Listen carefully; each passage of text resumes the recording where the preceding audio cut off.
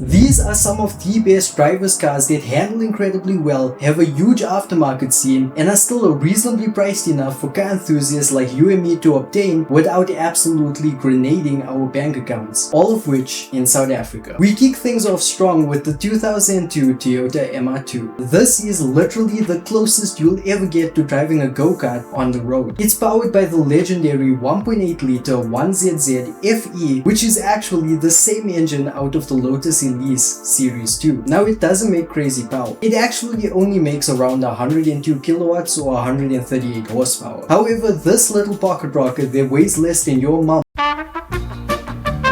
What I meant to say was it actually weighs less than 1,000 kilograms, 992 to be exact, which means doing 90 in this feels like doing 170 in your M2 comp. This car is literally the definition of it's more fun to drive a slow car fast than a fast car slow. And a little fact about the MR2 for the kids in the back is that in France, the MR2 was actually just sold as the MR. And the reason for it is because the MR2 sounded a lot like the word mud, which in French, if you didn't know, directly translates to this. So if you want to pick up the MR2 today, it will set you back roughly around 70 to 200,000 rand. But I found this a really clean yellow one for 135 grand. Next on the list, we have the Nissan 350Z. The 350Z is the rear-wheel drive sports car that everyone needs but just doesn't know it yet. It's powered by the iconic trumpet known as the VQ35HR in the 07 and 08 models, or the VQ35DE in the 03 or 06 models. In terms of power,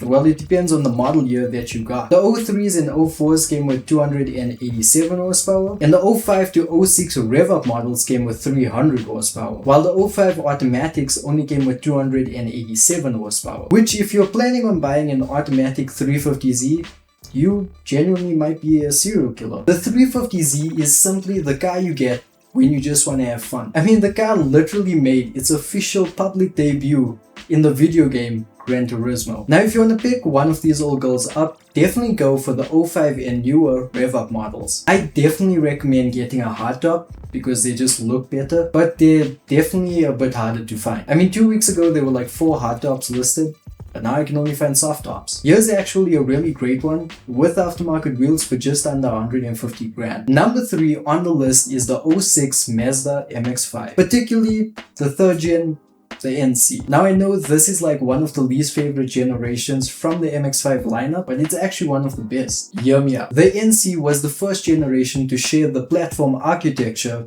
of the RX-8, which if you ask anyone who's driven an RX-8 before, they only have great things to say, other than the reliability. And that's what makes the NC so great. You get the reliability with the fun aspect. And I'm talking reliability with a capital R. Because the 2-liter MZR4 banger powering the NC is virtually bulletproof. And they make 170 horsepower or 126 kilowatts, which is 28 horsepower more than the previous models. Now, I do know styling wise, it's a bit soft and a bit fat. It's actually known as the bloated MX-5 due to its rounded edges compared to the previous models. But these things are like that chunky corgi that you dream of owning one day.